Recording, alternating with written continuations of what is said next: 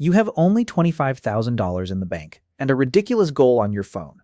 Build a mobile and shop-based car detailing business in Dallas-Fort Worth to $1 million in 100 days. You've never run a detailing company before. You're also not getting there with one van and a bucket. The math is brutal. If you stay solo, you don't even come close. If you want a shot, you need investor money, equipment financing, a shop, crews, contracts, and very little room for mistakes. Your first problem isn't finding customers. It's surviving the startup phase without burning the entire $25,000 before the first serious invoice is paid. So you use the money the way a nervous owner should, not on flashy branding, but on legal setup, insurance, a business bank account, licenses, and the boring stuff that keeps a city inspector from ruining your week. Dallas-Fort Worth also isn't the kind of market where you can pretend pressure washing a sedan is a luxury. You need a real service menu. Standard details at about $249 to $299. Paint correction starting around $699.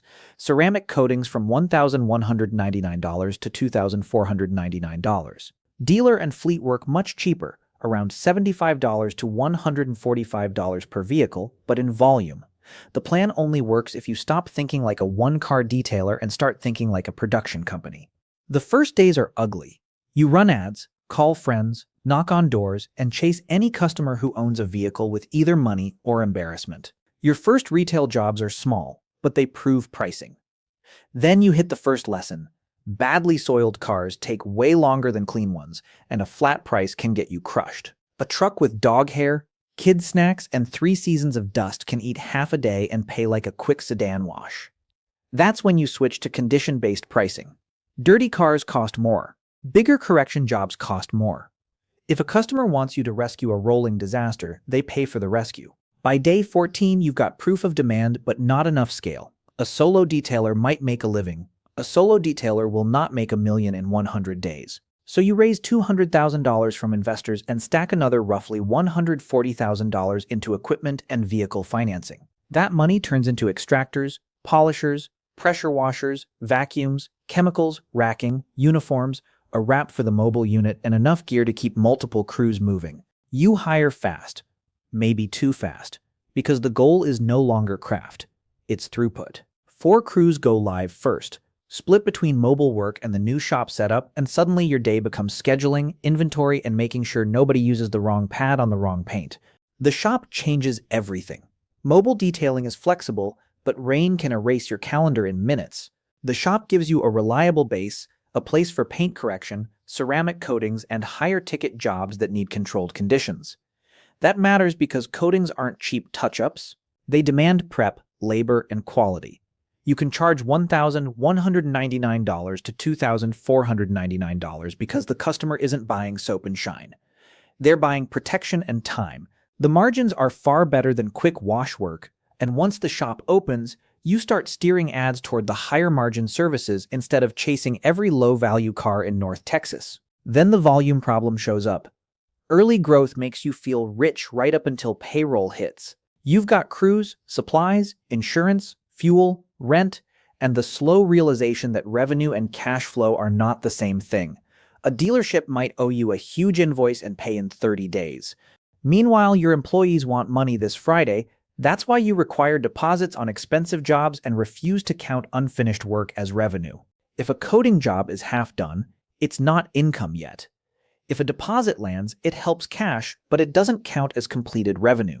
That discipline keeps you from lying to yourself, which is how a lot of fast-growing businesses accidentally step on a rake.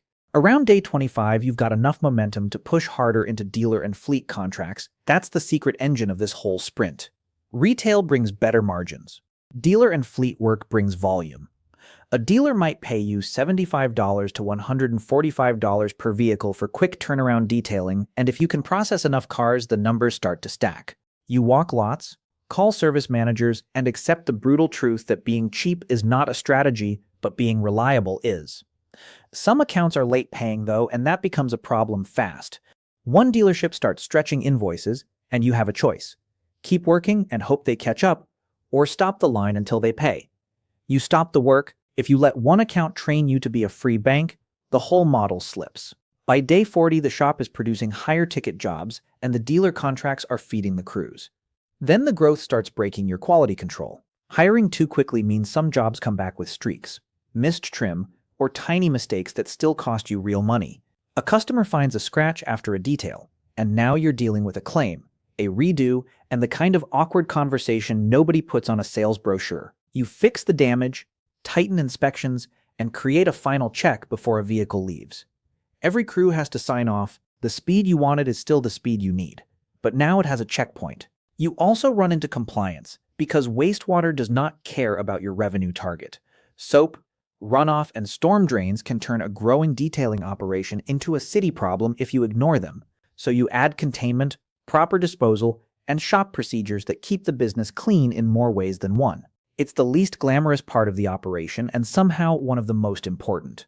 Nothing kills a growth story like a fine you could have avoided with a drain mat and 5 minutes of discipline. By day 60, the business is no longer a side hustle with a larger invoice. You've expanded to around 14 company crews plus subcontractor crews to cover overflow. You're managing schedules across retail, ceramic, correction, fleet work, and maintenance memberships. The memberships matter because they smooth out demand. A customer paying monthly for regular maintenance is easier to forecast than a one-time miracle car rescue. At this point, you're not asking whether the business is real. You're asking whether the structure can hold. The answer is yes, but barely. Some days you're clearing $14,000 to $18,000 because the calendar is packed with dealer units, coatings, and fleet work. Other days are softer, and you feel it immediately. You need average daily revenue near $10,000 across the full sprint to even have a chance, which is why those early days matter so much. If you waste the first 30 days, the final 30 become impossible. That's the ugly part of the goal. It doesn't care how hard you worked yesterday. By day 80, the cumulative revenue is climbing fast, but the finish line is still not safe. You've built a machine that can process cars, yet the machine is expensive to run. Payroll is heavy. Rent is real. Equipment financing is monthly. Late dealer invoices still sit in limbo. And because you refused merchant cash advances, you don't get to buy fake growth with horrible debt.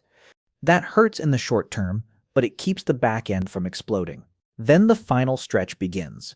By day 95, you've made it to about $947,000 in cumulative gross revenue. You're staring at the last $53,000 like it's a mountain, because after 95 days, nothing is automatic. One big dealership batch can get you there, or a few strong retail days, or a ceramic coating push with deposits and fast turnarounds. You lean into the highest margin work, keep the crews busy, and make sure every completed job is billed the same day. No wishful accounting, no counting work in progress, just actual completed revenue. The final 5 days are a race against rain, scheduling, and capacity. A mobile appointment gets canceled by weather, which would be a bigger disaster if the shop wasn't already open. That's the payoff for diversifying early. The shop catches what the weather tries to steal. The dealer side keeps moving. The coating jobs keep landing.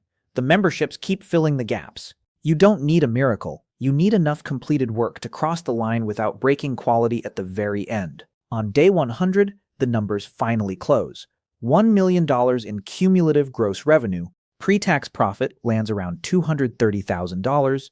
After-tax profit around $180,000, with about $235,000 in cash left and roughly $130,000 in debt still on the books. The business ends the sprint with about 58 employees and contractors between the shop and mobile operations, one physical shop, and a multi-crew system that can actually handle the volume you created. What made it work wasn't just hustle. It was choosing higher margin services, pricing by condition, using deposits, firing late payers from the schedule, and refusing to pretend incomplete jobs were revenue.